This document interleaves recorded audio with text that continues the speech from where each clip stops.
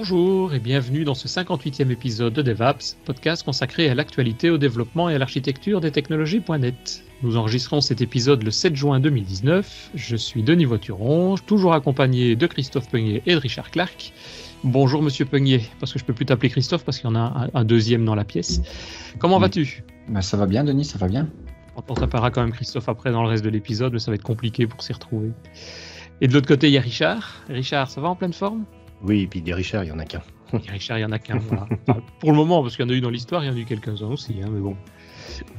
Et donc, de l'autre côté de la table, on disait, il y a notre invité du jour, qui est un Christophe, c'est Christophe Nazar, qui revient pour poursuivre sa présentation sur la gestion de la mémoire en .NET. Bonjour Christophe.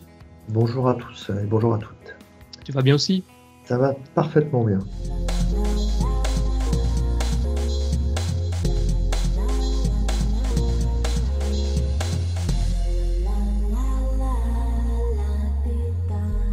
Alors comme je disais, tu reviens puisque dans l'épisode déjà 53, tu nous avais présenté le CLRMD, l'outil, donc je remets les auditeurs, ceux qui veulent avoir des informations en plus sur cet outil, de repasser dans cet épisode 53. Il y a 2 épisodes d'ici, tu nous expliquais comment fonctionne la mémoire en .NET, et donc on a passé un petit peu tout ça en vue aussi. On a eu énormément de retours d'ailleurs sur cet épisode, donc apparemment un épisode intéressant. Et on a eu quelques questions, dont une question qu'on a reprise qui était sur le post donc sur le site devaps.bu, devaps.ms d'ailleurs maintenant. C'est une question de Philippe Véric qui te signalait que les value types ne sont pas toujours sur le stack, contrairement à un vieux mythe apparemment. Et ce que j'avais moi d'ailleurs parlé aussi, que je pensais que c'était toujours sur le stack. Tu as déjà répondu sur la page du podcast, mais peut-être en 2 mots pour tout le monde. Est-ce que tu peux revenir sur ce point ? Oui, alors lorsque j'avais présenté dans les slides, j'avais été peut-être un petit peu rapide sur cette partie-là, mais l'idée de la différence entre les value types et les reference types, c'est que lorsqu'on alloue un reference type, ça va forcément sur le tas, dans la heap. Et pour les structs, les value types, c'est en fait un petit peu plus compliqué. Alors, si jamais vous faites int i égale new int, là, ça va aller sur la pile. Même si jamais il y a un new, comme int est une value type, ça va aller sur la pile. Maintenant, si jamais vous allouez un objet, une classe, dans la heap, et que dans cette classe, il y a des champs qui sont, eux, des entiers, bien évidemment, ils ne vont pas être sur la pile. Ils vont être dans l'objet lui-même. C'est-à-dire dans l'objet qui est alloué par la CLR dans le tas, il va garder la place nécessaire pour stocker la valeur. Donc supposons que je crée un point, par exemple, même si un point peut être une struct maintenant, mais supposons que ce soit une classe, c'est une classe point, et que dans ce point, j'ai 2 int. L'objet correspondant à cette nouvelle instance de point va se retrouver dans la heap, dans le tas, géré par le garbage collector, et dans la mémoire, il y aura la place pour avoir les 2 entiers, et non pas des pointeurs vers des entiers. C'était peut-être ça qui était qu'il fallait préciser. Bon, et je voulais pas rentrer dans ce genre de détails. Mais effectivement, les value types, quand on en crée explicitement, comme je vous ai dit, int i égale new int, là, ça va aller sur la pile. Mais quand c'est dans des champs d'autres instances de classe, donc de référence type, ça va finir dans le tas. Mais ce qui sera sauvé, le point important à garder en mémoire, c'est ce qui sera sauvé, ce ne sera pas l'adresse vers la valeur, mais ça sera la valeur elle-même. Oui, c'est ça. Ok. Voilà. Mais c'est vrai que là, ça rentrait plus dans tous les détails. Donc, si vous voulez retrouver ça, je vous invite à aller voir sur l'article, enfin sur le bas du post concernant ce podcast, cet épisode. Mais donc aujourd'hui, tu vas continuer ta logique sur des explications de la gestion mémoire en .NET et tu vas nous parler des fuites de mémoire. C'est bien ça ? Exactement. Donc, j'avais fait plutôt une partie entre guillemets théorique la dernière fois, même si on est rentré dans certains détails d'implémentation avec les finalizers et l'interface disposable. Aujourd'hui, je voulais faire quelque chose d'un peu plus terre à terre, c'est-à-dire que c'est bien de parler de la mémoire en .NET, mais si jamais vous vous rappelez ce que je vous ai dit, en gros, vous n'avez rien à faire. Vous faites vos new dans votre application, ça crée les instances là où ça doit les créer. vous accédez au champ de vos différentes instances, et c'est bon. Une fois que ça n'est plus utilisé, le garbage collector fait son travail et rend la mémoire au système. Donc ça, c'est la vision... c'est la vision idéale. Idéale et marketing, elle est tout à fait juste. Mais ce que je voudrais vous montrer aujourd'hui, c'est que vous avez quand même une responsabilité pour vous assurer qu'il n'y a pas de fuite mémoire. Alors, si jamais il y en a parmi vous qui ont fait du développement natif, en C, C++ ou tout autre langage de ce type-là, vous avez comme responsabilité en tant que développeur d'allouer une instance d'un objet et de ne pas oublier de la désallouer ensuite. D'accord ? Et si jamais vous oubliez de la désallouer, alors vous avez une fuite mémoire. En .NET, c'est différent. Donc, je vais commencer par une petite présentation, un petit peu une introduction générale sur qu'est-ce qu'une investigation, juste pour présenter une démarche qui me permettra ensuite d'introduire les outils. Et si on doit refaire d'autres sessions de type il y a un crash, qu'est-ce que je fais? Il y a un problème de threading, qu'est-ce que je fais? On aura toujours la même démarche.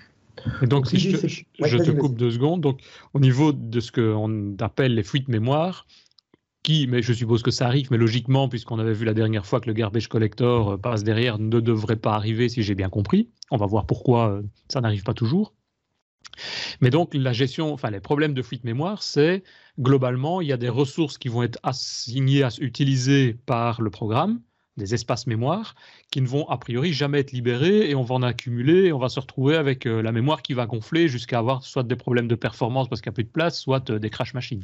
T'as jamais eu le souci là avant le .NET quand tu utilisais des objets graphiques et puis tu sais, des brushes, des machins ou des régions, tu sais, sur des anciennes applis où si tu n'effaçais pas les régions, enfin tu les détruisais pas, ça explosait ton écran, il partait en couille. Je sais pas si vous vous souvenez quoi. Oui, tout à fait. Connu ça, mais c'était monstrueux ça. Donc, nous, on avait eu ça dans une application, mais une application VB3 à l'époque qui tournait 24 heures sur 24 sur des kiosques. Là. Ben, quand une application s'éteint le soir parce que la personne éteint son PC, évidemment, c'est plus simple. Mais si elle tourne tout le temps, c'est plus fréquent d'avoir ce genre de problème. Et ouais, et puis la fuite mémoire, c'était difficile à savoir. Il fallait vraiment attendre pour la reproduire. C'est galère. Et puis détecter ça et puis le retrouver dans du code, c'était pas toujours marrant. Hein, parce que le garbage collector, ça n'existait pas. Hein. Alors, je souris parce que le type de problématique dont tu parles, ça a été la raison pour laquelle j'ai écrit mon premier article sur Windows 95 dans MSDN Magazine. C'était exactement ça. C'était comment trouver... Alors, on peut parler de fuite mémoire, mais en fait, c'est des fuites de handle. C'est-à-dire que quand vous utilisez le GDI, les API, généralement, vous créez des objets, mais vous n'avez pas accès au pointeur vers les objets. Ils vous retournent un identifiant. Donc le terme anglais pour ça, c'était handle. Et une fois que vous avez ça, il ne faut pas oublier de supprimer l'objet à travers un appel qui était close handle sur ces objets. Et ce qui était très difficile à l'époque, c'était que quand vous manipulez des bitmaps, des menus, des choses comme ça, le handle, c'est une valeur hexadécimale. Et donc, on ne sait pas comment les retrouver dans le code. Donc, mon idée, c'était, si jamais j'arrive à voir le menu, à voir la bitmap, à voir l'icône, alors je saurai où dans mon code c'est fait. Donc ça, c'était le sujet de mon premier article. Et moi, c'était débile, mais je faisais pire pour détecter, sans savoir s'il y avait des fuites mémoire, c'est que je regardais dans la mémoire, enfin dans le gestionnaire de tâches, la colonne GDI. Ouais. Et ça donne le nombre de handles. Pardon ? Ça donne le nombre de handles. Ça te dit oui, pas oui, ça me donne le nombre, mais quand tu fermes ton appli ou une page ou quelque chose, et puis que tu vois que lui, il baisse pas du tout, tu dis, oh putain. Exactement. Ça, c'est exactement la même chose, la même façon de faire que je vais utiliser aujourd'hui. Mais c'était juste pour dire que ça ne rajeunissait pas, puisque ça devait être en 97, je crois. Oui, bref. Puis, si on regarde en .NET, on a tout ce qui est dans system.drawing qui fait justement appel à GDI+. Pratiquement tous les objets sont e-disposable parce que justement pour libérer les handles qui sont gérés derrière. Quoi. Exactement. Comme je disais la dernière fois, quand vous avez un nombre limité de ressources possibles en même temps, Donc même si vous avez assez de mémoire, mais que vous avez un nombre, par exemple par rapport à la carte graphique, il y a peut-être un nombre de buffers internes qui est maximal, au-delà duquel la carte ne pourra pas gérer. Là, effectivement, il ne faut pas oublier d'explicitement libérer. Et donc ça, c'était l'intérêt du Disposable.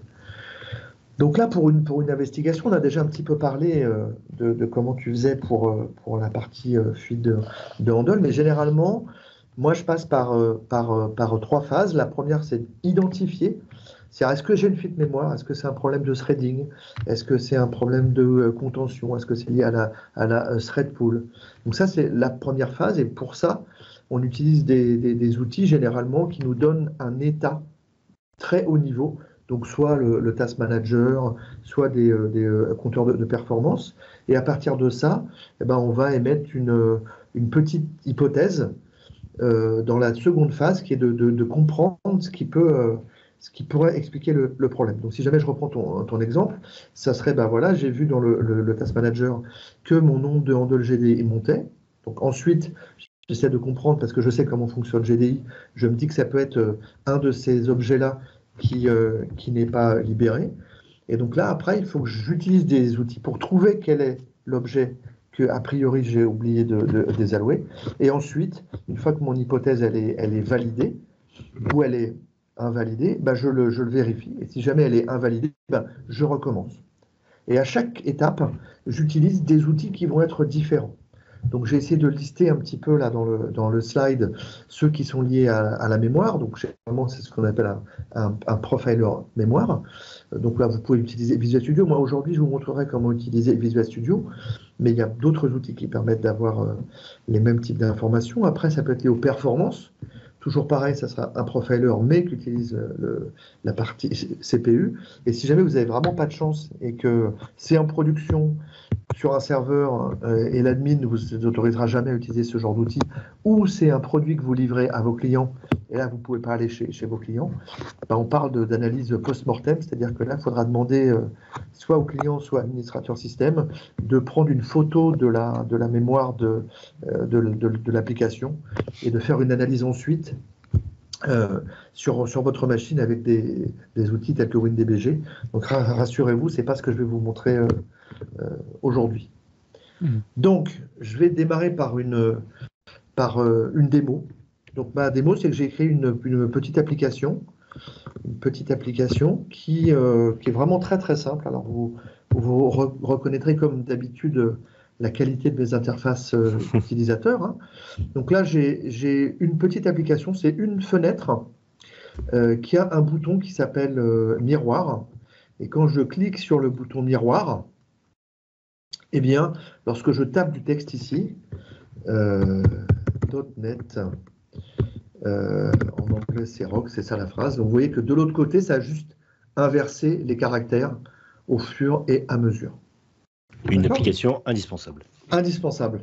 On en a vraiment tous besoin. Dans la salle de bain surtout, puisqu'il faut pouvoir le lire après correctement. Exactement. C'est une très très bonne remarque.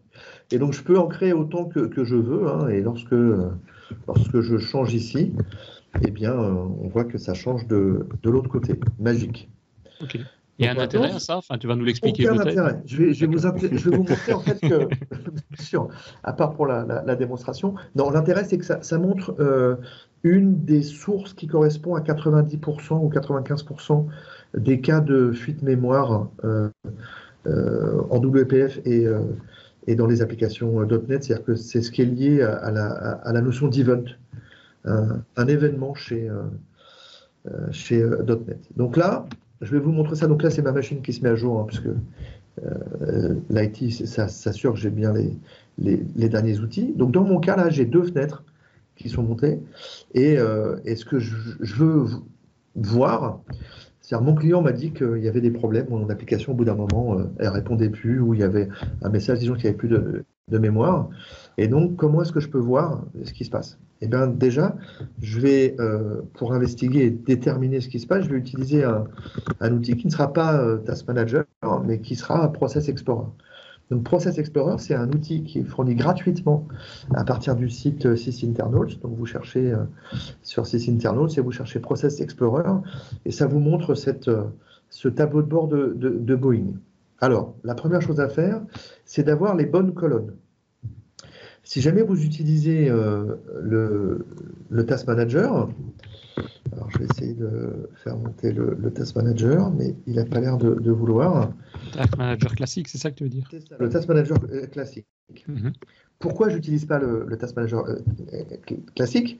Parce que dans la colonne qui vous montre au niveau du détail ici, la partie memory, si jamais on regarde, c'est écrit amount of physical memory in use by the process that can't be used by. C'est juste incompréhensible. Premier point, c'est incompréhensible. Deuxième point, ce que ça vous montre ici, c'est quelque chose qui n'a rien à voir avec les fuites mémoire. Pourquoi? Parce que ça, c'est ce qu'on appelle le working set en anglais. Le working set, c'est quoi? C'est la quantité de RAM physique que le Memory Manager de Windows va allouer à votre application. Je vous rappelle que sous Windows, vous avez deux manières possibles d'avoir de la mémoire, soit de la RAM, soit le fichier de pagination, le fichier de swap. Et quand vous faites des allocations, c'est Windows qui, à l'insu de votre plein gré, et vous n'avez aucun moyen de changer ça, va décider s'il va vous donner de la RAM ou s'il va prendre ce qui est en RAM et le mettre dans un fichier de swap parce que vous ne vous servez pas depuis longtemps d'une partie de la mémoire ou parce qu'une autre application a besoin, elle aussi, de mémoire. Donc, c'est ce que ça vous montre ici. Et ça ne vous dit pas, si jamais, par exemple, la consommation de mémoire augmente quand vous faites des new, vous ne le verrez pas avec ça. Alors, vous pouvez le trouver en changeant des colonnes, mais il y a d'autres choses qui me font que je n'utilise pas Task Manager. Donc, je l'oublie. Et je repasse sur mon Process Explorer. Alors, ça peut paraître compliqué, l'interface peut paraître compliquée, mais l'important, c'est de savoir quelles sont les bonnes colonnes. Donc, les bonnes colonnes ici, vous faites bouton droit sur les colonnes, vous sélectionnez une colonne, et vous allez dans Process Memory. Et vous choisissez quoi? Vous choisissez Private Byte. Pourquoi? Parce que Private Byte, je ne vais pas vous décrire exactement ce que c'est, mais l'important à savoir, c'est que toutes les allocations que vous faites avec des new, ou avec du code natif, vont se retrouver dans la valeur montrée par cette colonne. Et donc, si jamais il y a une fuite mémoire, on verra cette valeur-là changer. Il y a aussi le Private Byte History, qui est un joli petit graphe qui apparaît derrière ici. Donc, ça peut vous montrer au cours du temps l'évolution de la consommation mémoire. Et dernièrement, le petit truc que moi j'aime bien, c'est que je ne connais pas par cœur le nom de mon application, mais j'ai ici une petite cible. Je ne sais pas si vous voyez mon curseur, il y a comme une bouton cible. Un bouton cible. Je clique dessus, je reste cliqué, et je me déplace jusqu'à la fenêtre qui m'intéresse. Et quand je relâche, il s'est mis automatiquement sur mon application. D'accord? Donc voilà, ça c'est pratique. Donc vous voyez ici, je vais consommer une certaine quantité de mémoire, et je la verrai dans mes private bytes. Vous voyez que j'ai aussi une autre colonne handle ici, ça correspond à des handles d'objets kernel, je ne reviendrai pas dessus. Vous pouvez aussi avoir ceux qui sont du GDI et du user, hein, pour Christophe, si jamais tu en as encore besoin, tu pourrais le voir ici. Mais ce qui est aussi intéressant... Oui, pardon, vas-y. Non, juste une remarque, dis-moi si tu en parles par après, mais pour ceux qui parfois ne connaissent pas Process Explorer, c'est quand tu vas dans les propriétés de ton application, tu as un onglet .NET réservé aux ressources, on va dire, gérées par .NET. Et donc, tu as des informations qui sont parfois intéressantes et qui sont en plus, quoi. Oui, dans les colonnes ici, vous avez un onglet .NET voilà, qui vous donne des informations qui sont soit liées à la mémoire pour la partie memory ici, soit la partie liée au JIT, au chargement. Et donc, effectivement, ça vous donne plus d'informations, notamment la partie byte. La partie byte vous donne la quantité de mémoire que vous avez allouée avec des new managés, c'est-à-dire avec des new .NET. D'accord? Et si jamais vous avez des fuites en mémoire native, eh bien, ça fera une différence entre la valeur montrée par les bytes par rapport à celle qui est dans les private bytes. C'est-à-dire que les private bytes vont augmenter, alors que les bytes risquent de ne pas augmenter quand c'est une fuite native. D'accord? Okay. Effectivement, vous avez des informations. Un point important à garder en mémoire sur ces informations ici, qui sont les mêmes que les compteurs de performance. En fait, ça, ce sont des valeurs récupérées par Process Explorer, et ce sont des valeurs exposées par des compteurs de performance. eh bien, ces valeurs de compteur de performance sont mises à jour uniquement après une garbage collection. Donc, faites attention, la valeur peut ne pas changer au cours du temps et brusquement changer. Effectivement, elle changera lorsqu'il y aura une garbage collection. Donc, ce n'est pas quelque chose que vous avez comme pour les private bytes. Juste une petite remarque à propos de Process Explorer. Donc, ça a été développé par sysinternal. Est-ce qu'ils l'ont ouvert? Est-ce qu'il y a sur GitHub le code source ou... Absolument pas. D'accord. Absolument pas. Donc ça, c'est Mark Russinovich qui maintenant est Chez Technical Fellow, peut-être même plus encore chez Microsoft, et qui s'occupe d'Azure. Et ces outils sont encore maintenus en partie par lui. Je ne sais pas comment il fait, il ne doit pas dormir, je ne sais pas. Bon, il y a quelques autres personnes qui l'aident et qui travaillent, mais aujourd'hui ne sont disponibles que les binaires correspondant à ces outils. On n'a pas le code source. Il y a un bouquin qui est assez intéressant sur comment utiliser les outils sysinternals dans le cas d'investigation. Ça peut être à un niveau IT ou à un niveau développement, et il est assez intéressant. Une dernière remarque peut-être sur les outils sysinternals, parce que, encore une fois, ceux qui ne connaissent pas, je pense qu'ils doivent vraiment aller les voir. Il n'y a même pas besoin de les installer. Hein. Donc, si on va sur un serveur, on peut juste télécharger, par exemple, Process Explorer, on double-clique dessus et c'est bon. Ouais. Quoi. Donc, même, je veux dire, sur des serveurs en production, il n'y a a priori pas de risque non plus de pouvoir les utiliser. Exactement, je te confirme ça. En interne chez Criteo, les seules choses qui sont installées sur nos serveurs sont les outils sysinternals. Ah oui. Parce que l'impact sur la prod est vraiment très très très faible. Pour finir sur cet outil-là, c'est vrai que c'est bien d'avoir des colonnes comme ça, mais quand on recherche une fuite mémoire, ce qui peut être pas mal, c'est d'avoir une vue graphique. Et là, le petit truc, là, il est pas terrible. Si vous double-cliquez dessus, il y a une fenêtre qui apparaît pour le détail de cette application. Et vous voyez bizarrement, il vous montre les private bytes et l'évolution au cours du temps. Et vous avez en plus, en bas, là, la valeur numérique correspondant à la consommation. Donc, si jamais je reviens à ma petite application, là, que j'avais lancée avec mes deux petites fenêtres miroirs ici, je consomme 53 mégas. Bon, si jamais je les ferme, je fais ça et ça. Ça ne bouge pas. Tu consommes toujours 53 mégas. Voilà, alors, est-ce que ça, c'est un problème? Une petite question pour nos autres. Est-ce que ça, c'est un problème? Moi, j'aurais tendance à dire que oui. Si tu enlèves des zones, des fenêtres, ça devrait diminuer la taille de la mémoire, non? Je ne sais pas, je vous demande votre avis. Est-ce que les autres ont un avis? Moi, je dirais qu'on fait un petit collect. Voilà. Donc, le point, c'est que par rapport à ce que vous avez expliqué auparavant, la mémoire est gérée par le garbage collector. Ça veut dire que si jamais il n'y a pas de garbage collection, on n'aura pas nettoyé la mémoire qui n'est plus utilisée.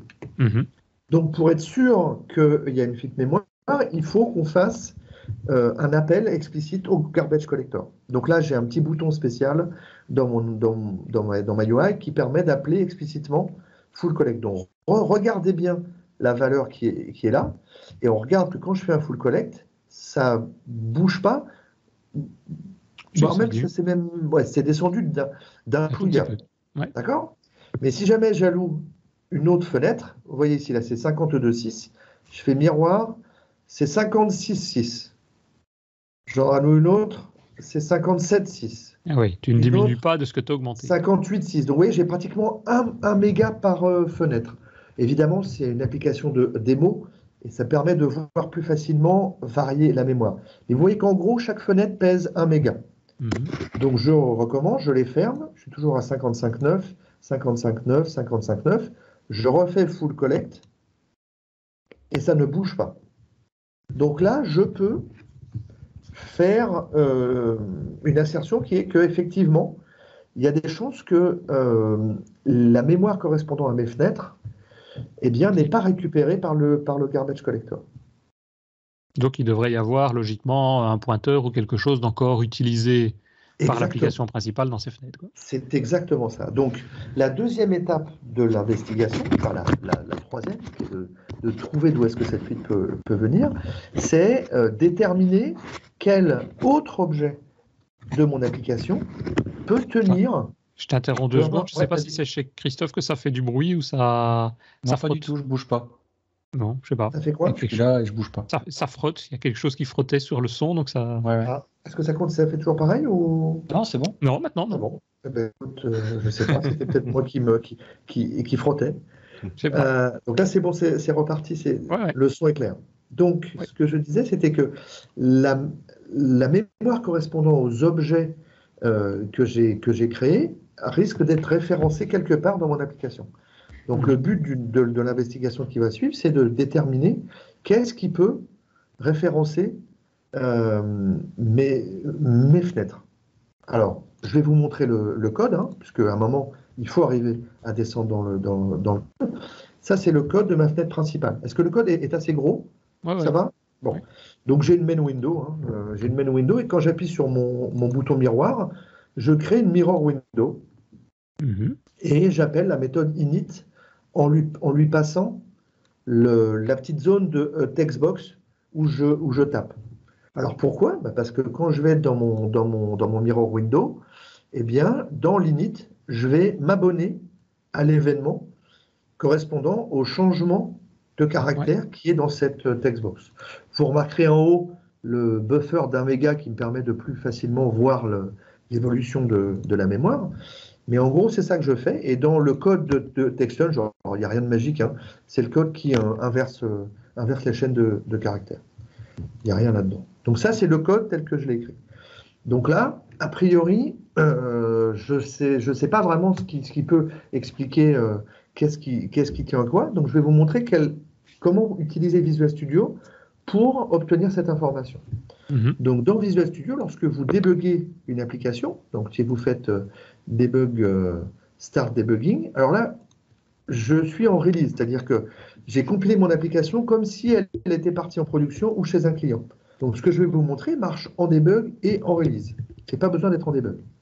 Donc si je fais debug start debugging, mon application va démarrer et je vais avoir une petite fenêtre qui va apparaître sur le côté droit correspondant aux outils de diagnostic. Donc là, on voit la mémoire du process, c'est ce qu'il vous montre dans cet encart-là. Et il vous montre avec un petit triangle jaune si jamais il y a eu des garbage collection qui ont été lancés. Et la couleur, c'est les private bytes. Donc là, c'est bien ce qu'on avait dans sysinternals, quoi. Exactement. Donc là, je vais allouer, donc je vais créer ma fenêtre, et on devrait voir monter, j'étais à 62. Si on monte, je devrais passer normalement à un petit peu plus. Donc ici, c'est un petit peu plus. Et si jamais j'en crée une autre, eh ben, je devrais en voir encore une autre. Donc là, 62, 63, etc. C'est ça. D'accord? Donc ça, c'est ce qu'on voit déjà avec ces internals. Bon, ce que je peux faire, c'est que je peux prendre ce qu'on appelle un snapshot. Donc je prends une photo de mon application. Donc je vais prendre une photo de mon application. Ça prend un petit peu de temps. Et voilà, il a pris une photo de mon application. Si je recrée un autre miroir, et que je recrée un autre miroir, et que je recrée un autre miroir, je vais en prendre 3. Pourquoi est-ce que j'en prends 3? J'essaie de prendre des chiffres qui vont pouvoir m'aider à retrouver dans le nombre d'instances des patterns. C'est-à-dire là, je sais que si jamais j'ai des choses qui référencent mes fenêtres, il y a risque d'avoir des multiples de 3 qui vont référencer ces fenêtres ou qui sont référencés par mes fenêtres. Donc là, si jamais je ferme, si jamais je reprends un snapshot, je devrais avoir en plus mes trois fenêtres. Donc maintenant, ce que je vais faire, c'est que je vais tous les fermer. J'aurais dû prévoir un petit bouton pour les fermer toutes. Et je vais appuyer sur Full Collect. Déjà une question, pourquoi tu dois faire Full Collect? Donc pour dire au garbage collector d'y aller, normalement il le fait tout seul, quand il veut, mais il le fait tout seul. C'est ça. On vient de voir d'ailleurs, il y a un point jaune. Exactement, qui vient de se mettre. Alors pourquoi? C'est une très bonne question. Parce que si là je reprends un snapshot et que je n'ai pas fait Full Collect... Tu n'as pas la garantie. Ben non, j'ai la garantie qu'ils sont toujours là. Qui est toujours là? Mes fenêtres, mes objets. Oui. Puisque le garbage collector n'est pas passé. Mais moi, ce qui m'intéresse, c'est je veux être sûr Je veux être sûr qu'il n'y a pas un truc qui tient par l'effet du hasard. Je veux vraiment forcer que, avec un full collect, la chose qu'il y aura en mémoire quand je vais prendre mon snapshot, ce sont vraiment des objets qui sont référencés. C'est ça, mais si tu n'avais pas appuyé sur ce bouton full collect en question, normalement, après X temps, tu aurais quand même eu le garbage collector qui serait passé et qui aurait fait le boulot à ta place, quoi. Sauf que là, comme j'ai mon doigt sur le bouton je veux prendre un snapshot, je ne veux pas avoir du bruit, si tu veux. Je ne veux pas me retrouver parce que dans mon snapshot, il y a des objets qui soient toujours en mémoire, mais qui ne sont pas référencés. C'est ça, je suis d'accord. Mais je veux dire, il n'y a pas besoin en production de devoir faire le full collect une fois qu'on a refermé les fenêtres. C'est parce qu'ici, tu veux vraiment avoir cette garantie qu'au moment du snapshot, tu ne les auras plus, enfin, du moins que le garbage collector est certain qu'il est passé. Alors, oui et non. Pourquoi oui? Parce qu'effectivement, on pourrait le faire, sauf que dans le dump que je vais récupérer, je vais avoir des objets et je ne saurais pas s'ils sont référencés ou pas. Donc, ce que je vous conseille, si jamais ce sont des applications avec une interface graphique, vous pouvez vous rajouter un petit bouton caché ou un petit machin comme ça. C'est ça. Ou un shortcut. Mais juste pour les tests, quoi. Juste pour ce genre de choses. Ce genre de test, ouais, c'est exactement. Ça. Et pour les applications serveurs, vous pouvez avoir un handler aussi sur une route particulière. Alors nous, on a ça et nous, on le protège avec le PID. C'est-à-dire que pour nos investigations, on veut pouvoir le déclencher. Et donc, on a une route slash, je ne vous donne pas la route, mais slash ce que vous voulez. Et derrière, voilà, par exemple, garbage collector. Et derrière, on a, point d'interrogation, PID égale. C'est-à-dire qu'il faut que moi, je connaisse le PID du process qui est derrière. Parce que vous imaginez bien que si jamais vous avez des malfaisants qui essayent d'accéder à vos serveurs et qui essayent ce genre de trucs-là, vous avez un denied of service tout de suite, quoi. Parce que quand ça déclare un GC, pendant ce temps-là, si votre application est un petit peu grosse, votre application ne répond plus pendant les GC. D'accord? Donc là, c'est plus pour être sûr que ce qu'on va voir dans nos snapshots correspond à la réalité. Et il n'y a pas des objets qui sont toujours là en mémoire, mais plus référencés. Et donc maintenant, dans la fenêtre en dessous où on voit le memory usage, où j'ai appuyé sur le bouton Text Snapshot, quand on clique sur un lien ici, ça vous montre la différence. Vous voyez, il y a écrit, là sur le petit lien, il y a écrit Opens HipDiv View for the Selected Snapshot. Donc quand je clique ici, il va ouvrir une autre fenêtre. Et dans cette fenêtre, vous allez avoir des colonnes. Dans ces colonnes, à gauche, vous aurez le type de l'objet. Ensuite, vous aurez la différence du nombre d'instances, ensuite la différence en taille, et ensuite la différence en... alors ça, c'est inclusive, c'est-à-dire que ça va compter tout ce que référence aussi votre objet. Donc moi, ce qui va m'intéresser, c'est en fait, c'est de le trier par le nombre. Oui, par nombre de différences, c'est logique. Voilà, par nombre de différences. Donc là, évidemment, ça n'a absolument pas marché. C'est très bizarre parce que normalement j'aurais dû avoir mes mirror window. Je m'attendais à avoir des instances de mirror window ici. Et dans Windows Collection, non? Et donc non, ça Windows Collection, ça c'est des choses qui sont gérées par la runtime .NET. Donc ça c'est marrant, je les ai pas. Alors est-ce que j'ai cliqué sur le bon là? Est-ce que j'ai cliqué sur le bon? Ah non, j'ai cliqué sur celui qui est à droite, sur la heap size, et non pas sur les object diff. Donc il faut cliquer sur object diff et non pas sur la partie heap size. Et là, on va se retrouver avec les mirror window.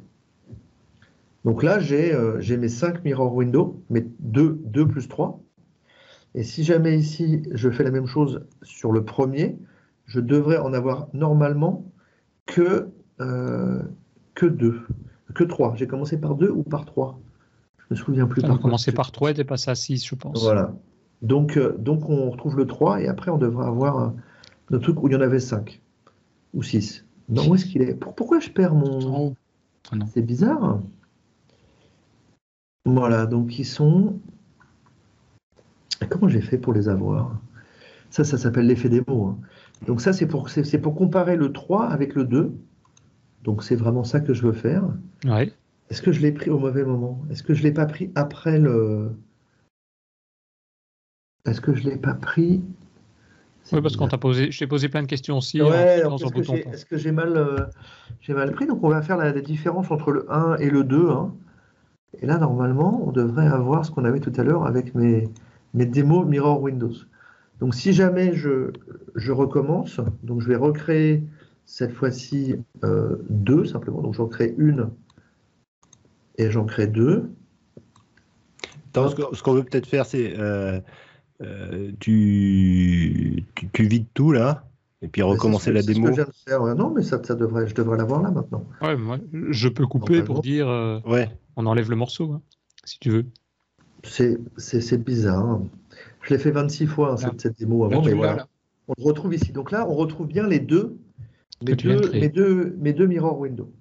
Ouais. Donc ça, en gros, ça me permet de voir les objets qui se retrouvent là entre deux snapshots. Donc, comme tu expliquais tout à l'heure, Christophe, qu'avant, tu utilisais le Task Manager pour voir le nombre qui s'incrémente. Ici, en plus d'avoir la mémoire, donc la quantité de mémoire qui s'incrémente, on a quelles sont les instances des objets qui s'incrémentent. Donc, ce qu'il faut rechercher là-dedans, c'est ceux qui sont dans votre code. Commencez par ceux qui sont dans votre code avant de rechercher des fuites dans la runtime.net. Une fois que vous avez fait ça, vous cliquez sur l'objet et dans la partie inférieure, donc là, je montre juste le démo Mirror Window ici. Il va vous montrer, vous voyez alors là, voilà, si jamais j'arrive à voir, les parents. Donc, quels sont les objets qui référencent votre objet? Donc, oui, ok. C'est les parents, c'est pas ceux, c'est pas le détail de Windows. Alors, vous pouvez le faire. Si vous cliquez sur l'autre ici, les références type, il va vous montrer tous les champs.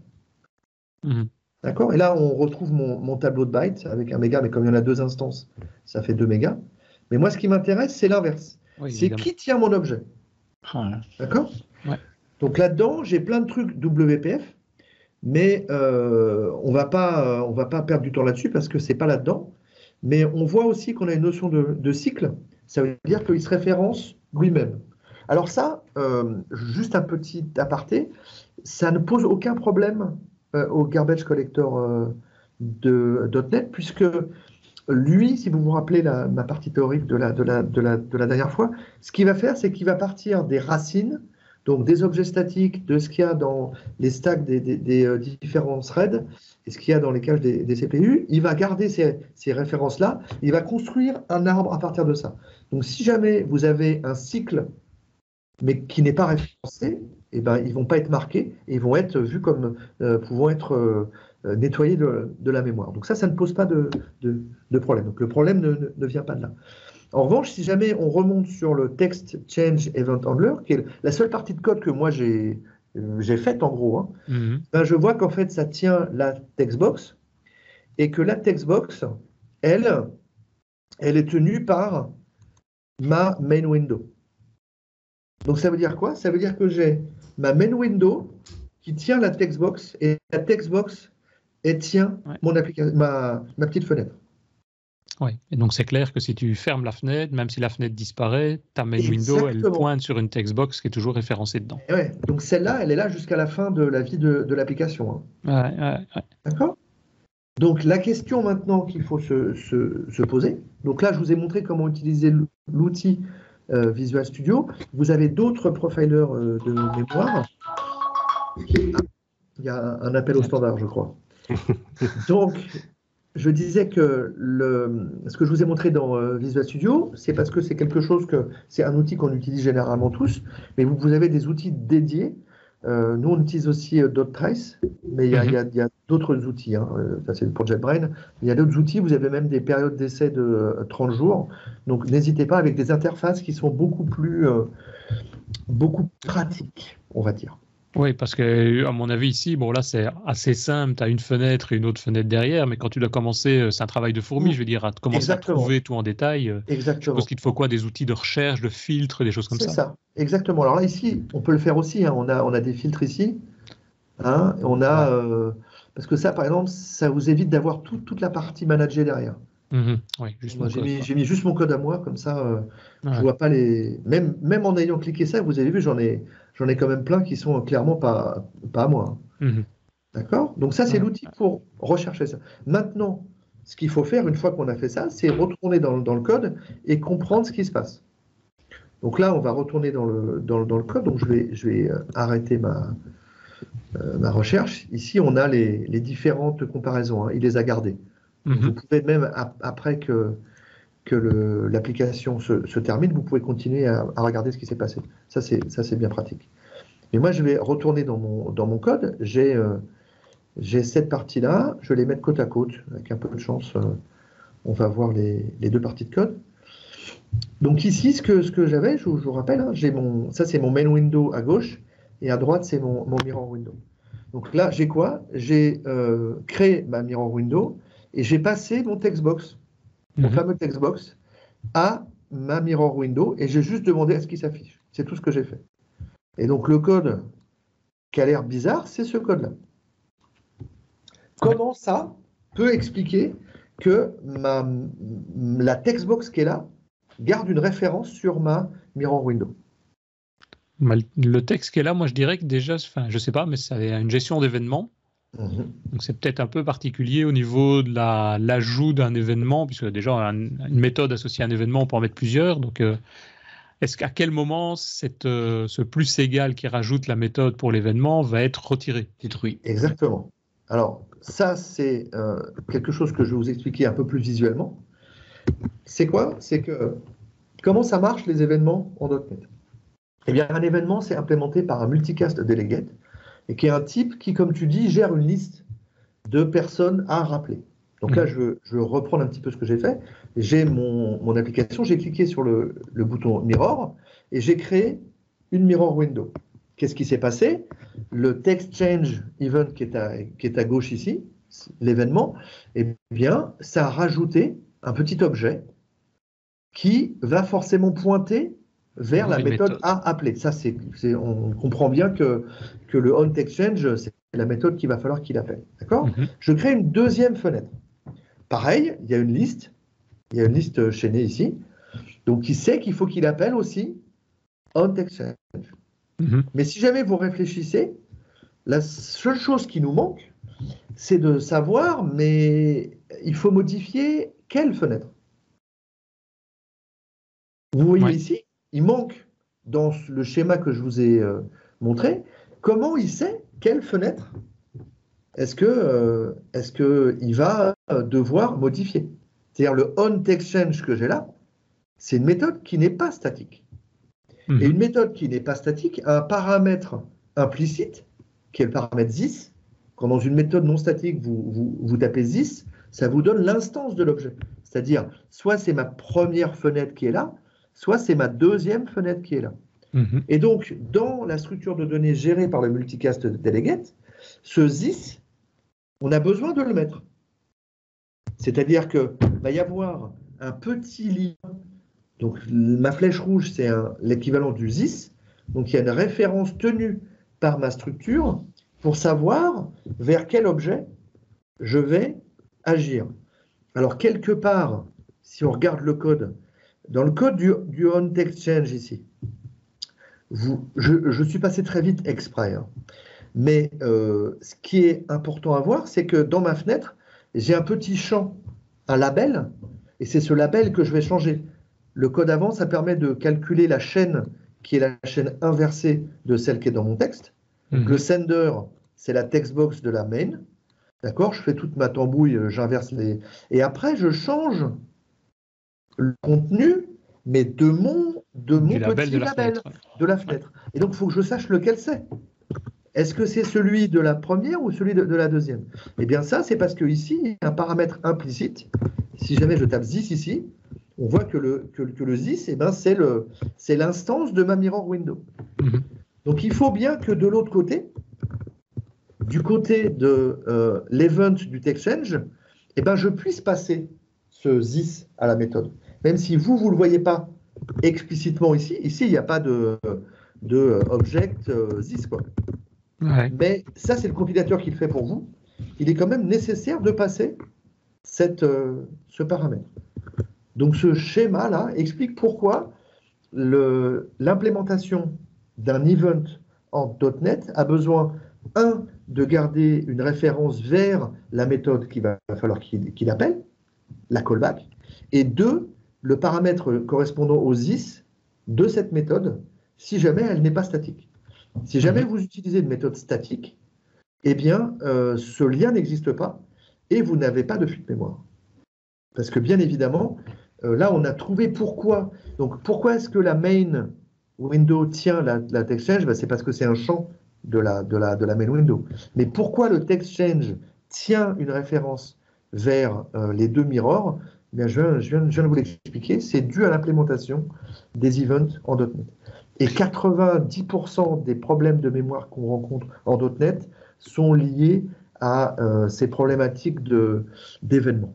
Mais il n'est pas capable, au moment où tu détruis la fenêtre, quand tu appuies sur la croix de la fenêtre miroir, de se dire, tiens, j'avais fait une déclaration d'un événement sur tel délégué, telle méthode, et donc d'enlever, parce qu'en gros, si je comprends, c'est retirer de cette liste en question, de retirer le pointeur vers le délégué, vers la méthode. En fait, ce qu'il faut qu'il enlève, c'est carrément les deux. Il faut qu'il enlève ça. Mais quand tu le fais, si tu fais au lieu de faire un plus égal on change, mais tu feras un moins égal pour le retirer, il ne ferait pas la suppression des deux? Il faut que ça soit toi qui le fasses, en fait. Oui, c'est ça, il faut le faire à la main. C'est pas fait automatiquement. Il ne le fait pas tout seul, c'est ça. Exactement. Donc, le fixe, effectivement, c'est de rajouter un override. Alors, je ne sais plus le nom, mais c'est on close ou un truc comme ça. Oui. Donc, on closed. D'accord. Alors, on closing, ça vous permet d'annuler la fermeture. Genre, vous montez une petite boîte de dialogue, êtes-vous sûr? Mais le on close, c'est juste avant qu'elle s'en aille. Et donc ici, il faut bien penser à faire l'équivalent de ça. Donc là, le code qui manque, c'est que j'ai pas gardé la textbox. Donc le fixe serait d'avoir ici une textbox. De référence à la textbox et puis de retirer l'événement. Exactement. Et ça serait suffisant, ça, normalement. Exactement. Donc là, je ne vais pas vous le montrer, mais oui, c'est suffisant. Si jamais ici, je mets ça, d'accord, et que ici, je mets ça, donc je mets un petit champ source et je le mets comme étant la textbox que j'ai reçue, d'accord, et bien ici, je vais pouvoir faire source, point, text change. Text change, moins égal. Ce qui est drôle, c'est qu'on est, pour éviter cette fuite mémoire, on est obligé de rajouter une nouvelle variable. Exactement. Ouais. Et quand on fait ça, ça marche. C'est ça, ok. D'accord. Alors, et il ne le fait pas tout seul, il n'est pas capable, le compilateur ou .NET n'est pas capable de savoir quels sont les éléments qui ont été ajoutés dans la fenêtre, quoi. Non, parce que si jamais tu regardes le code que j'ai fait là, lui là, mon ami Mirror Window, il ne sait pas que c'est lui qui a été mis à jour. Ouais, tout à fait. Il ne sait absolument pas qu'il y a quelqu'un à l'autre bout de la Terre qui m'écoute. Pardon, que j'écoute. Et tiens, une parenthèse peut-être, mais par rapport à ça, une question que je me suis souvent posée, beaucoup de nouveaux objets .NET Core, par exemple, ne travaillent plus avec des événements, mais travaillent plutôt avec des propriétés action, dans lesquelles, du coup, on perd cette possibilité de pouvoir rajouter plusieurs, donc d'avoir cette liste. Ouais. Ça fait partie de ces raisons-là? Non. Non? Ah bon? Non, c'est un peu un phénomène de mode. Une mode, ouais, Bah oui, exactement. C'est une mode. Ouais, okay. En revanche, il y a un dernier petit point avant que je vous laisse m'arraser de questions. L'action, parce que l'action, il faut aussi la virer de tes références. Hein. Tu as exactement le même problème, quoi. Comme c'est une propriété, une fois que l'objet va disparaître, normalement, il est capable de le retirer, non? Ben non. Pourquoi? Bah là, tu vois bien que c'est aussi une... Enfin, je ne suis pas sûr d'avoir compris ta question. Je pensais que la différence, par exemple, quand on voit une définition d'événement classique, on fait plus égal pour venir lier une nouvelle méthode. Mais avec le plus égal, tu peux, comme tu l'as montré, c'est une liste. Tu peux en rajouter 2, 3, 4, 5, etc. Donc je me disais que c'était peut-être pour ça qu'il n'arrivait pas à retirer, enfin à détruire tout seul l'objet. Tandis que quand tu utilises action, tu ne peux en mettre qu'une seule valeur, qu'une seule action associée à ta propriété. Tu lui passes bien une action. Je lui passe une action, oui. Donc, dans cette action, il y a une callback qui a un syspointer. Oui. Donc, pareil, il va être obligé de garder ton action, et ton action contient une référence vers ton objet. Ouais, okay. Ça ne change pas la problématique. Okay. Alors, juste avant que je vous laisse, comme je disais, continuer vos questions, je voudrais vous fait réfléchir à un type de code. Alors, je me rappelle jamais de la syntaxe, mais c'est un truc comme ça. Les gens qui adorent faire... alors, je sais plus comment c'est. Exchange de plus égal, new delegate. Ouais, un delegate. Et alors, les gens qui font des méthodes anonymes, est-ce qu'on peut faire un machin comme ça? Un truc du genre... ouais, tu fais parenthèse, sender, virgule. Il faut mettre sender, virgule. Ouais. Un truc comme ça. Tu mets sender, virgule. Vous mettez deux. Voilà, et là, pour avoir la même signature, accolade. Après, je fais ça. Voilà. Mais attends, il y en a plein. Et donc ça, vous voyez, alors les gens qui font ça, hein, eh ben, vous les embauchez pas. Non, justement, c'est pas des vieux. Parce que les vieux, ils font pas ça. Non, c'est... Parce que je vous explique, une fois que vous avez fait ça, expliquez-moi comment vous faites le moins égal. Ouais. Non, tu sais plus. Tu n'as plus de référence, tu n'as plus de méthode. C'est une méthode anonyme. Ouais. Si, Donc, tu fais de la réflexion et puis tu... Ah ouais, voilà. Donc ça, c'est mal. Ça, si jamais vous voyez ça un jour dans du code, vous savez qu'il y a une fuite mémoire. Ah, c'est des vieux. C'était avant, c'était au début de .NET, ça. Ah non. Non. Au contraire. Les extensions Lambda sont venues après. Ils sont venus bien après. Mais il y a eu une mode aussi. J'ai toujours trouvé ça chiant. Où les gens mettent partout des choses comme ça. Alors, il y a des cas où c'est pratique, hein, mais dans les events, c'est juste à proscrire pour la raison que je vais vous expliquer. C'est-à-dire que vous n'êtes plus capable de faire le moins égal plus tard. Ouais. Alors, ce qu'il faut savoir, c'est que ces modes, la plupart du temps, c'est dû au fait que c'est dans les exemples que donne Microsoft, des exemples de code, et donc il y a tout le monde qui suit la mule, quoi. Alors, je ne suis pas sûr qu'il y ait ça dans les exemples de Microsoft. Ça, j'ai jamais vérifié. Il y a des exemples comme ça chez Microsoft. Ouais. Il y a des exemples comme ça, oui, tout à fait. Oui, pourquoi faire simple? Alors, attendez, pendant qu'on y est, et après, je me tais, je vous jure. Dans quel cas ça ne pose pas de problème? Dans quel cas ça ne pose pas de problème de quoi? De faire quoi? D'écrire ça. Est-ce que vous voyez des cas où ça pose un problème? Parce que dans le cas où tu as la fenêtre principale et que tu restes dans la fenêtre principale, de toute façon, c'est au moment où l'application... Dans l'objet, dans l'instance. Donc, par exemple, si jamais dans ma fenêtre principale, j'avais... donc, ma fenêtre principale, elle est telle que je vous l'ai montrée. Il va mettre un peu de temps de... Quand tu restes dans ta méthode. Mais par exemple, ici, j'aurais mis un autre petit champ en dessous, là. J'ai un petit champ en dessous, là. J'ai un petit champ... C'est infernal. Ouais. La personne qui a conçu le designer, si je pouvais le... Parce que là... En dessous, tu as le code XAML avec hate 162. Voilà. Tape autre chose à la place. Je vais faire ça. Je pense que je vais faire 240, sinon on ne va pas s'en sortir. Voilà. Donc, supposons qu'ici, je mette un label. D'accord. Je vais mettre un label. D'accord, il ne veut pas venir. Hein. Ça sera vraiment la journée des démos. Hein. Les commons, le label. Hein. Donc, je prends mon label, je mets là. Et d'accord. Et en fait, ce que je veux, c'est que quand je tape ici, mon label change là. Oui. OK. Et bien là, ça ne pose aucun problème. Donc, celui-là, il s'appelle comment? Parce que tu es dans la fenêtre... Pas parce que tu es dans la fenêtre principale, parce que tu restes dans la même fenêtre. Parce que la durée de vie de la chose qui écoute, oui, est la même que celle qui est écoutée. Donc, dans ton exemple avec ta fenêtre miroir, on voit sur le côté textbox dans la méthode init que tu envoies. Le problème, c'est plus ça, c'est parce que tu envoies des objets d'une fenêtre vers une autre. Si tu utilisais l'objet textbox qui reste à l'intérieur même de ta fenêtre miroir, et donc qui n'est pas dans la fenêtre principale, ça n'aurait pas posé de problème. Oui, sauf que malheureusement, ma textbox, elle est dans ma fenêtre. Oui, tout à fait. Ça, je ne peux pas le changer, ça. Tu aurais pu avoir un truc du style, je crée un événement d'un côté dans la fenêtre principale qui envoie des informations aux fenêtres ouvertes de l'autre. Enfin, ça devient compliqué, mais... Mais c'est exactement ce que je fais. Ça n'aurait pas résolu le problème, parce que la manière dont les events fonctionnent, c'est que tu souscris, tu t'abonnes à une modification. Oui, mais ici, tu t'abonnes à un objet textbox qui a été créé dans la fenêtre principale. Oui, mais comment tu ferais? Si l'objet textbox disparaît de la fenêtre secondaire qui est appelée. Alors, attends, parce que tu n'as peut-être pas vu le... Alors, dans ta fenêtre miroir, ouais. Tu as une zone label. J'ai un label, ouais. Ce label-là, ouais. Tu ne dois pas, enfin, je veux dire, c'est pas s'abonner, c'est dans la fenêtre principale. Le problème que tu as, c'est de pouvoir relier ta fenêtre principale les données modifiées dans ta fenêtre principale pour pouvoir les envoyer sur les fenêtres miroirs, les fenêtres secondaires qui s'ouvrent. Ouais.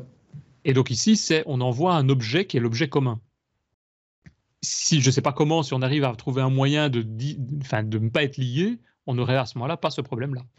Oui, sauf que tu as besoin d'être lié pour pouvoir communiquer. Tu as besoin d'être lié, oui, mais imagine tu as une méthode qui est, affiche le texte. Ça, c'est ta fenêtre dans la fenêtre secondaire, dans la fenêtre miroir. Ouais. Et dans la fenêtre principale, quand tu viens modifier, tu as juste un événement on-change sur ton textbox qui prend la liste, donc une référence. Évidemment, tu dois garder une référence de toutes tes fenêtres secondaires. Ah bah voilà. Ouais. Bah, ça y est, c'est bon.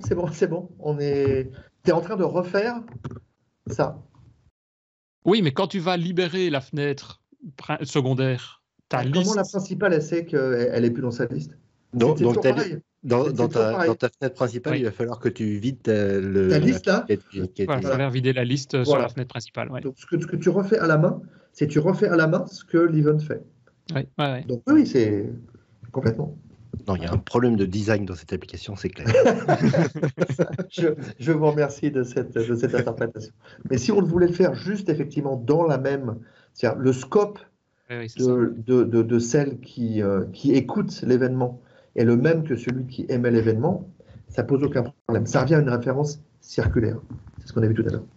Et donc ça veut dire en gros que si je comprends, à chaque fois que tu fais un plus égal donc pour définir un événement ou que tu fais des références comme ça sur des objets, avant de détruire l'objet dans le onClose par exemple ici, il faut que tu fasses les moins égales. Exactement. Dès que vous voyez des plus égales, cherchez les moins égales. Il n'y en a quasiment jamais. Hein. Même moi, personnellement, je pense que je n'ai jamais fait de moins égal pour détruire des références sur des délégués. Et bah, t'es viré. Voilà. C'est pas grave. C'est pas grave parce que dans la majorité des applications, une fenêtre, ça pèse pas lourd. Moi, j'ai mis un méga ici exprès pour montrer, mais si jamais j'avais rien mis, vous l'auriez pas vu au bout de... Enfin, il aurait fallu que j'en crée des centaines. Oui, et puis donc en plus, c'est un peu comme je disais tout à l'heure, les applications fenêtrées telles que celle-là, en règle générale, la personne l'ouvre le matin et au maximum, elle le ferme le soir. Quoi. C'est ça. C'est contrairement à des serveurs Web API, là, tu peux pas, t'as pas de fenêtre, mais tu as le même principe sur d'autres objets. C'est exactement ça. Ouais. Ok. C'est exactement ça. Donc on va faire la recherche au moins égale dans toutes nos anciennes applications pour voir... c'est bien, parce que la dernière fois, tout le monde a dû faire la recherche sur la partie tilde avec les finalizers. À chaque fois, je vous file du boulot. Je m'excuse. Voilà. Vous présente mes excuses. Falloir faire des extensions Visual Studio pour avoir des scripts automatiques pour tout ça. Hein. Ouais, ça serait une bonne idée. Ok. Est-ce que vous avez d'autres questions? Moi, pas. Est-ce que mes compatriotes, non, pas mes compatriotes, pardon, mes collègues ont des autres questions? Personne? Non, c'est bon. On a fait le tour alors. Bah oui. Je pense qu'on a fait à peu près le tour, c'est bien, ouais. Voilà, donc ça c'est une façon, je vous ai montré un petit peu comment utiliser Visual Studio pour retrouver les instances d'objets qui restent en mémoire alors que de votre compréhension, ils ne devraient ne plus y être. Mm-hmm. Comment ensuite, avec Visual Studio, remonter les chaînes de référence, c'est-à-dire qui référence ces objets. Mm-hmm. Et puis après, je vous ai fait, parce que je ne peux pas m'empêcher de faire une petite partie théorique sur la manière dont les events fonctionnent et pourquoi on tombe sur cette problématique de lien inverse. Et donc, c'est avec tout part du problème de méthode, enfin de comment bien coder, quoi, je dirais. Ouais. Pas forcément, parce que c'est pas expliqué c'est pas expliqué facilement. Non, mais je suis d'accord, mais grâce à ça, grâce à cette remarque-là, comme à la dernière fois avec les dispose, les finaliser et tout ça, il y a des méthodes après de codage. Oui. Une fois que tu parles là-dessus, c'est déjà bien propre, quoi.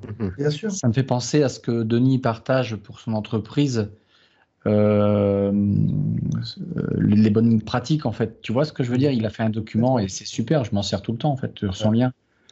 Secret, c'est peut-être secret, Denis, j'en sais rien, mais c'est vachement... Non, pas du tout. C'est sur le blog. Mais moi, c'est plus des conventions à la base, conventions de nommage, des choses comme ça. C'est vachement utile, des conventions dans une boîte, un truc comme ça. Mais je vais rajouter ce dont on a parlé aujourd'hui, comme j'ai rajouté la dernière fois le dispose et la manière de gérer le e-disposable, parce que c'est toujours intéressant. Ben voilà. Parfait, merci beaucoup. Peut-être juste nous rappeler, Christophe, la moyen peut-être de te joindre si d'autres personnes ont des questions. Encore une fois, on peut répondre aux questions qui apparaîtront sur le YouTube ou bien sur le blog. Mais si on veut te joindre directement, Twitter, un mail? Oui, Twitter, je ne sais pas si je l'avais mis au début, mais sinon, il y a, ça c'est les liens toujours sur les bouquins et les Le plus ressources. simple, c'est en bas du YouTube. Hein. Mais normalement, je ne sais pas si je l'avais mis au début. Non, je ne l'ai pas mis, mais oui, on le rajoutera dans les mon Twitter, CH Nazar, je devrais le mettre maintenant. Je devrais le mettre, ça, c'est systématique. Mais bon, restons sur la page correspondant à votre chaîne. Ça me semble le plus pratique. Ok, peut-être juste dernière chose avant de nous quitter. Si vous appréciez le podcast, venez nous soutenir sur tipeee.com/devaps. Ça nous fait toujours plaisir. Quelques personnes l'ont d'ailleurs fait encore depuis la dernière fois aussi. Ou simplement, envoyez-nous un petit commentaire en bas de page du podcast, de la vidéo YouTube. Et comme on dit sur tous les YouTubeurs, vous mettez, c'est quoi? C'est un pouce vers le haut, une étoile, je ne sais jamais comment ça s'appelle ces trucs, pour pouvoir vous abonner, être averti. Et ça nous permet de nous faire remonter aussi dans les classements au niveau des recherches sur YouTube, entre autres. Très bien. Un grand merci en tout cas, merci à tous, à bientôt. À très bientôt. Au revoir. Au revoir. Salut.